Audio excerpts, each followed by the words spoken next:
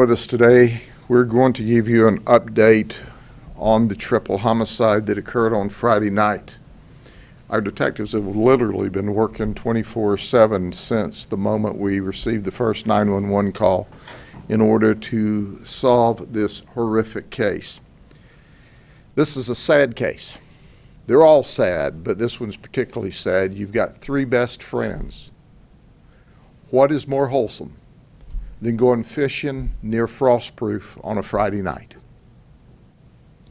And that's what they were doing. And when they went out to Lake Streety Road, which is described to all of us as a clay road to nowhere. This is a clay road that runs off of Highway 27, and it dead ends about 2.5–3 miles down the road into Polk Road, which goes back into 27. It's not a thoroughfare road at all. It's orange groves and cow pastures and a beautiful lake and a community, a quiet community, except for Friday and Saturday night. After talking to some of the neighbors, they said, hey, Friday and Saturday night, because it's a clandestine area. For those of you who are not from the area, Frostproof is a wonderful, very, very safe community. In fact, all of Polk County is very safe. Our crime rate's exceptionally low. But it comes as a particular shock to the Frostproof community because it is a tight-knit, small area. It's at the very south end of our county, and that south end of the county is exceptionally rural. It is about as far out in the woods as you can get. So on this Friday evening, these guys, as they do often because they are three buddies just this tight, or going to fish. We receive a frantic 911 call. When we respond, we ultimately talk to the dad, and Dad's home in bed asleep. He knows that his son's going down there to fish with his buddies. He receives an emergency call from his son, and all he can make out is help.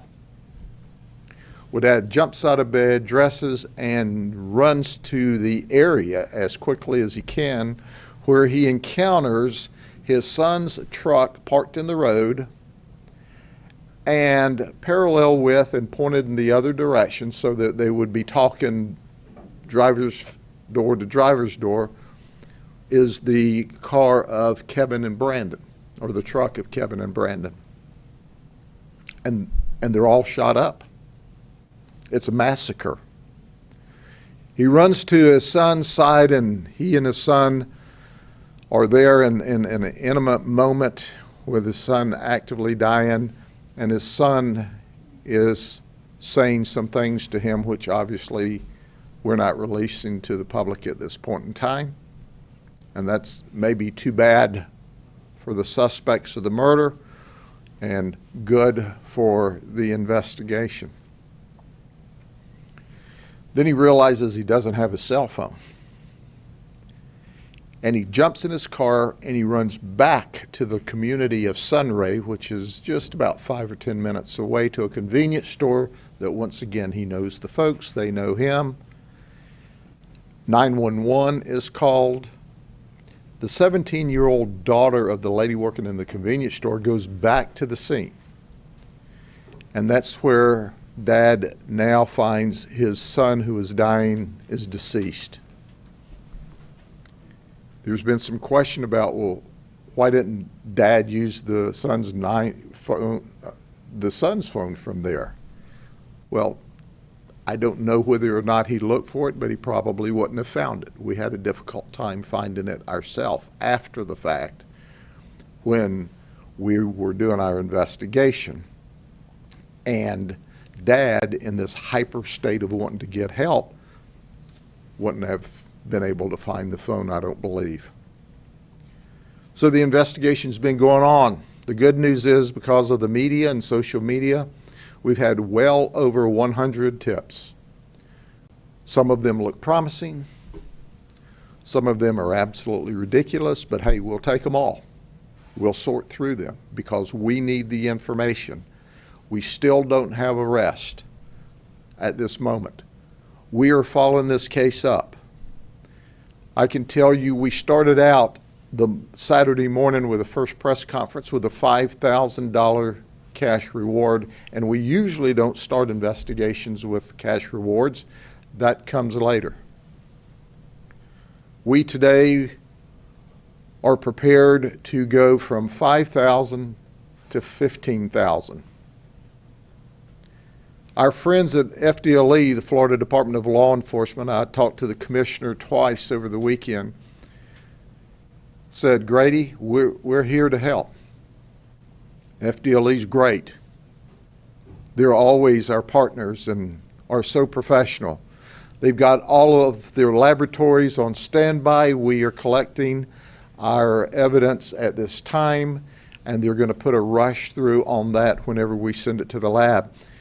But the commissioner took that a step further. He said, we want to also add to that reward. And I told Commissioner Rick Swearingen, I said, I'm going from 5 to 15 on Monday. He said, count us in for 10 more, that's 25. The Florida Sheriff's Association said, we'll do 5 more.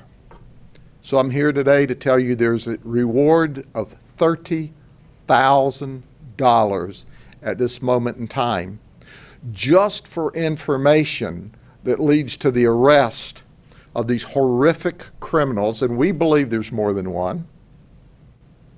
There may not be because we don't have them yet, but when you look at the crime scene and you look at what we saw, it gives us reason to believe, at least at the early stages of the investigation, that there was more than one suspect.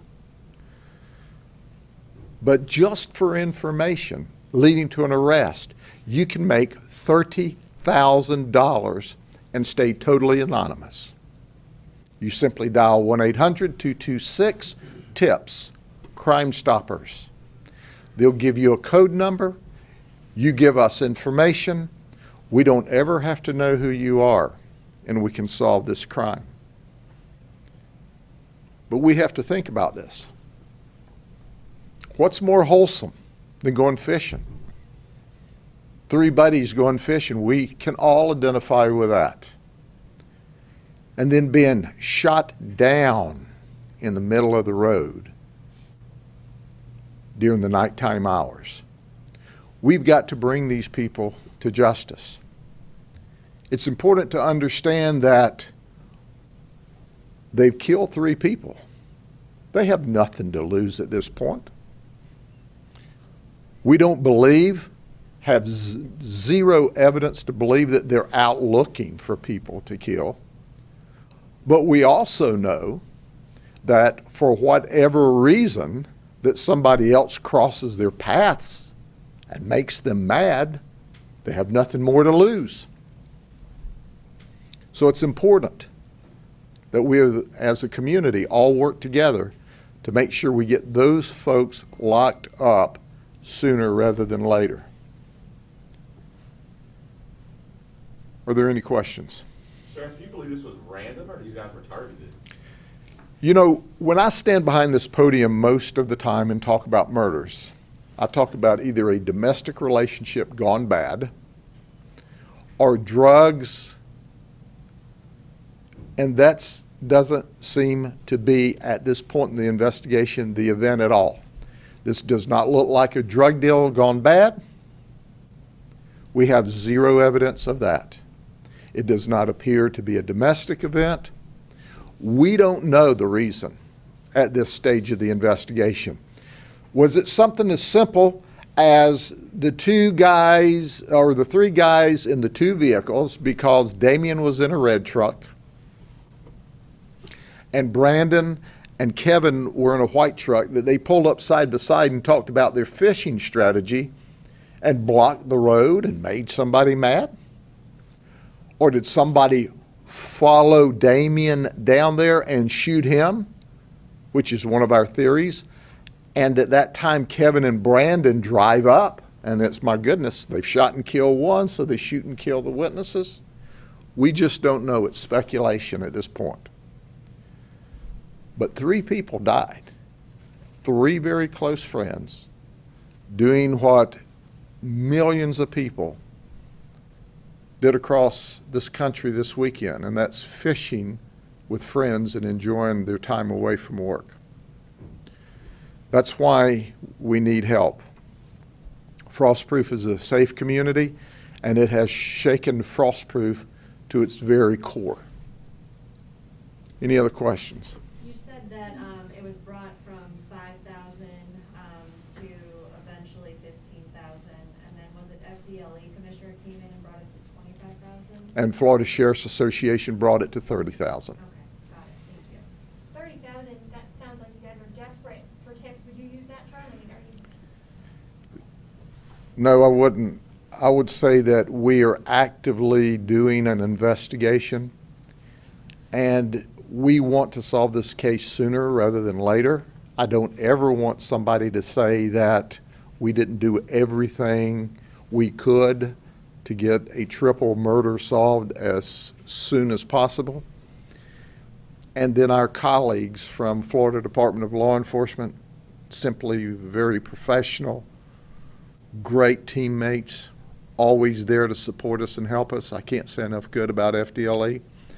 And our friends and colleagues at the Florida Sheriff's Association, that team represents all of my colleagues. They wanted to help. So this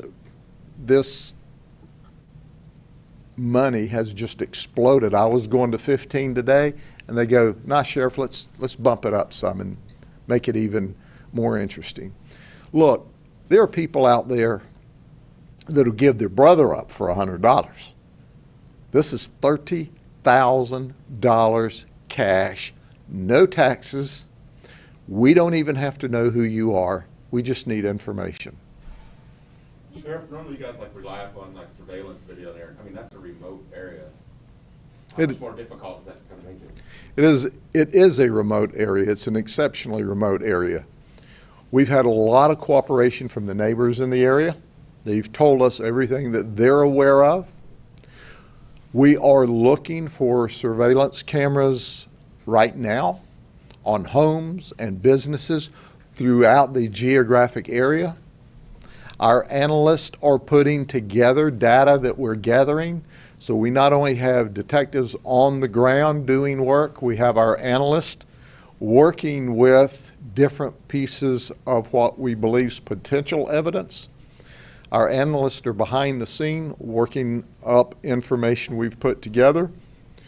We've also processed and are in this process, we have also processed and are currently processing items of evidence at different locations, and obviously the vehicles that we took into custody over the weekend from the crime scene. So there literally are dozens and dozens of people working this investigation around the clock right now. Where were their bodies found? Were they in the trucks? Any reason to believe they were pulled from the trucks? We're not releasing the information about where and how we found the bodies. That gave us a lot of information that we're working on in this investigation, but it wouldn't be appropriate to release it right now. Have you guys talked to the families of the three men, and have they been able to give you any sort of indication or any clues as to what may have happened behind the scenes? Our detectives have met with the family and friends of the family, and they're being totally cooperative with us at this point in time. And what we have learned from them, obviously, we are not at liberty to share right now. If there was something we needed to share in order to generate more information, we would do that. As you know, according to Marcy's law, on Saturday morning, by law, we couldn't even release their names. And that's a weakness in that Marcy's law. So we went to the family of each of the men and we said, we think it's important that people know who these young men were. They're like 23, 27, 30 years old. Know who these young men are so that we can generate the interest in, oh my gosh, I'm from the Frostproof area. I know who that is. I'm from Avon Park. The families were totally cooperative, said yes, release their names, release the information you need to release so that we can get all of the information and solve this sooner rather than later. Sheriff, you alluded to it a little bit with the cell phone and for the victim's fathers, but we know rumors are swirling on Facebook. Some family members are getting harassed and targeted by people who think they figured this thing out. What do you think about that? What's your message to those people? Well, first, you know, I've had editorial comment about social media in the past. Oh, most people are well-meaning and want to help, and for that we're grateful. There's a handful of nuts, and you need to shut up and get off of Facebook and leave the families alone. For those that are well-meaning and trying to help, thank you from the bottom of my heart. There are evil, mean, sinister people out here that are in fact upsetting the family. And the families took that risk by identifying their children, but to them it was worth the risk so that we could get the information out so that potentially we can solve the crime sooner rather than later. And that's what we're after. We're going to work nonstop until there's absolutely nothing left to do. And my bet, because our homicide detectives are simply the very best, we've only had like 2 unsolved homicides in the last 11 years. My best guess is we solve it. I believe it. But solving it later is not acceptable. We need to solve it now. So that's why we need the community's help, because someone out there, someone watching your television program or social media is a lot of good with a little bad mixed in, knows, because they've said, oh my gosh, my brother, my sister, my uncle, my aunt told me, or they ran to me because they were afraid, or they came here and asked me to hide a gun. Somebody knows something. And that somebody that calls us makes $30,000 and never ever has to testify. And that's what we're banking on. When anyone loses their life to a murder or for any other tragic reason, it is horrible. But to think these 3 young men were gunned down at night on the way to fish in a very quaint, quiet, safe, Frostproof area shocks the conscience of not only the people in Frostproof, but as I've learned, throughout the United States based upon the media coverage this weekend. One final question for me. Are you absolutely convinced that it was one person or multiple people that committed this? I'm not absolutely convinced of anything at this point in the investigation. When we give you information, as we say and have said all along in every investigation, our goal is to provide as much information as we comfortably can, because some things you have to keep confidential so that when you come across the real killers, you know that they didn't watch it on Facebook or social media or the evening news. So I don't know whether it was more than one for an absolute unequivocal fact. I'm giving you the best information that I know at this moment in time, and quite frankly, all of this is subject to change as the investigation goes on. But we're giving you the best information as quick as we can, and then we'll come back and correct it when we get better information or if our conjecture is wrong. And that's what we're doing. We're looking at evidence, we're looking at a crime scene, we're talking to people in the community, friends and family, and we're making assumptions based on that data. And we're sharing some of that with you. And some of this may not be accurate when we get this case solved. But we'll come back and straighten that out at the appropriate time. One more question. Can you speak on the family as it relates not only to the investigation, but just sort of the feedback you've gotten from them and the confidence that they have in this case? I personally have talked to one of the young men's significant others. and she is crushed, as you can well imagine she is.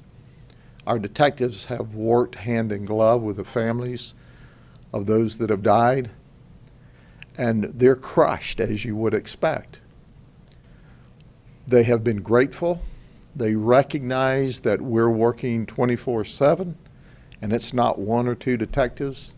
It's not a team of just a team of detectives. It's detectives and forensic analysts and crime analysts and homicide analysts, that we've got a huge team working around the clock. We're investigating this case as if they were our brothers, our personal brothers, because that's how we investigate crime here at the Sheriff's Office. So we're going at this with all the energy as if it were our personal brothers, because you know what? It is somebody's brother, and we care about that, and we want to solve it. We want to be the voice for those young men who lost their voice on Friday night when their life was snuffed out by some nasty, evil person or persons. And that's what they are. They're nasty, evil, ugly, mean, murdering people. And I would use other adjectives, but you'd bleep it out when it went on the evening news or social media. I'm angry with whoever would do this to these folks. Do you consider this person or persons a serious threat to the public? Do you know, any time that you have a murderer that's not locked up, they can be a threat. But let me underscore, there is no evidence or information at this point in the investigation that there are people out here on a murdering spree. None. For whatever reason, and we don't know, you had 3 buddies and you had some murderers that crossed at this point in time. But do I think there's a murdering spree out here? No, we don't see that.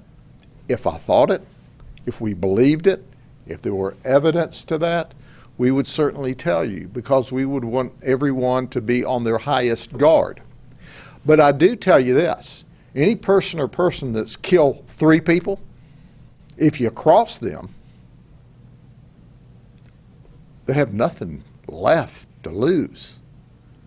So I would cut a wide berth around anybody that you normally have conflicts with at this point in time, because this person may go off on you too. So once again, we don't know what we don't know. All we know is what we do know, and what we need to know is who they are. Is there any reason to believe that anything had been taken from these guys?